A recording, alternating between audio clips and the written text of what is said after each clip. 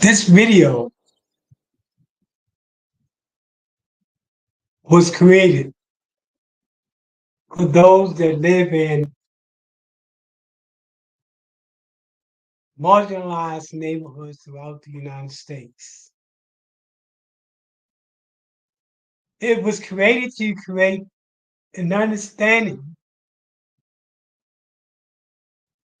of how those neighborhoods were created, and more importantly, how to get out of them. It starts with the notion of the self-fulfilling prophecy. The self-fulfilling prophecy says that if you create the conditions, then you create the outcome.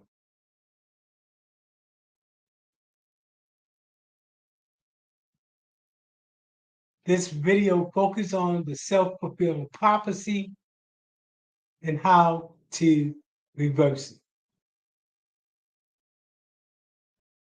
One of the things that we want to take away, that I hope that you take away from this video,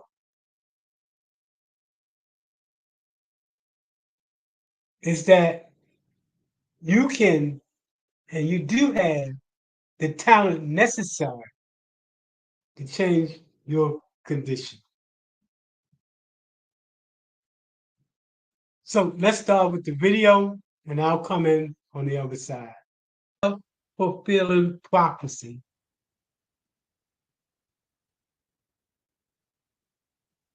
He who controls the narrative controls the outcome. He who controls the narrative controls the outcome. My name is Michael Randolph, and I'm with the Center for Nonprofit and Community Development. We work in the area of nonprofit development as well as community development nationally. Specifically in poverty-stricken communities and marginalized communities. In fact, I've lived in those type of community all of my life. In addition to that, I have over 30 years experience in working in these types of community. 30 years experience in working in economic and community development. So I see it from a different perspective as a practitioner. The title of this is From Neighborhood to Hood, to Economic Slavery, to Controlling the Culture. And neighborhoods that I work in, one thing they've asked me to do is to put together a presentation that can explain to the average person that live in these neighborhoods how the neighborhood got to the way it is, and how the conditions in the neighborhoods are being controlled. So let's look at the different elements to an understanding of how did the neighborhood get the way it is. I want to start off with what's called redlining. For those of you that are not familiar with that, especially those that live in the hood, those that's on the streets, living that street life every day, that hood life every day. So I want to do how they created the hood. The very thing that you call the hood was created this way. The first thing they did was to take the hood out of neighborhood, and they created the hood.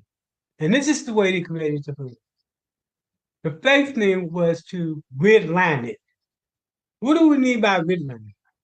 Gridline is when you take a geographic location and you draw a circle or box around it. And you say, in this particular area here, these are the things that can happen and can't happen. In this case, the African American community. And then you drain the community of all resources and you restrict wealth building in that community, including restricting access to capital, as well as when you do get capital, increasing the interest rate on it. The other element is how do you create the hood is that you control the the culture. What does that mean? You create an atmosphere or a mindset of what right is wrong and what's wrong is right. You do this in part by controlling the entertainment, music, the culture itself.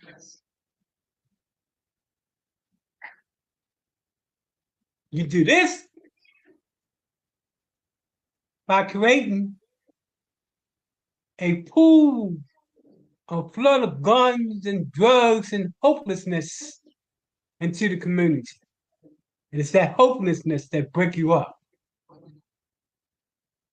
Added to the ingredients now, and these are the ingredients to where we are now, is you restore the family. You do this by creating what was known as welfare. That welfare part that resulted in the father having to leave the household.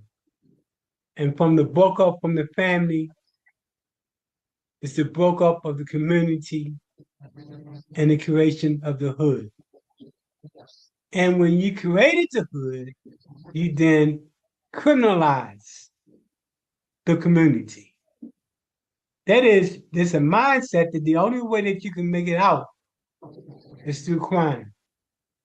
And then you create this second class citizenship and this mindset of the conditions that lead from school to the prison pipeline.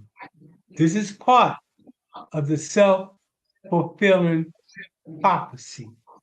That if you create the right conditions, you create the narrative, you create the results. We're looking to reverse the self-fulfilling prophecy. And we're doing that in a couple of ways. One of the ways is to begin to plot a pathway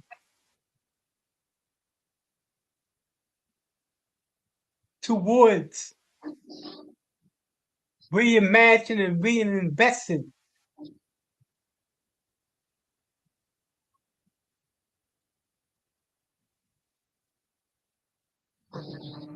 we have to change the self-fulfilling prophecy. And we do this by reversing the self-fulfilling prophecy. And we reverse the self-fulfilling prophecy by creating a neighborhood that creates a community that creates the village. One of the tools that we use is building wealth, creating a narrative, by creating opportunities that was once limited to the privileged. Artificial intelligence and Web3 offers that narrative to change and reverse the self-fulfilling prophecy by providing economic opportunities for those that live in marginalized communities. And it provides that opportunity by creating and allowing those that are in marginalized communities to build wealth. The reality is that any talent that you have can be monetized. Sorry, any talent that you have can be monetized. From the senior citizen who's on fixed income to the individual with limited skills. And what they don't tell people that's hanging on the corners is that there are hundreds of ways that you can use AI, artificial intelligence, in the Web3 to create your own business. The idea is that if you continue to believe in the self-fulfilling prophecy, that there's only one way out of the hood and making money, and that's by committing crime. Then if you continue to believe that, then you believe in the self-fulfilling prophecy. You change that by understanding that no matter what talent you have, you can monetize that talent by using artificial intelligence and Web3. Unlike any time in history, you have an opportunity to change the narrative and create wealth from the person that doesn't have a job to the person that has a job and needs more money to the person that simply wants to know how to invest his money. Therefore, is only getting jobs that pay a minimum amount of money, and you want to increase your skill sets to those who are looking for a job, to those that want to build your own business. There is no limitation on changing the narrative when it comes to artificial intelligence and the chat GPT and changing the economic outcome of those that live in marginalized communities. The whole objective of creating the self-fulfilling prophecy is to create a mindset where people feel marginalized. We're changing that narrative by giving you tools to economically change the narrative by creating your own source of income. And the list goes on and on related to the possibilities that was once restricted. Those individuals that are on the corner, that are trying to find a way out of their current situation. See, as long as you're hanging on that corners, you fulfill the self-fulfilling prophecy. The whole notion is that if we create opportunities for them to commit crime, then we control the self-fulfilling prophecy. And that self-fulfilling prophecy is that you provide that prophecy that you fulfill it by creating criminality. Instead of that person choosing to use artificial intelligence as a way to get out.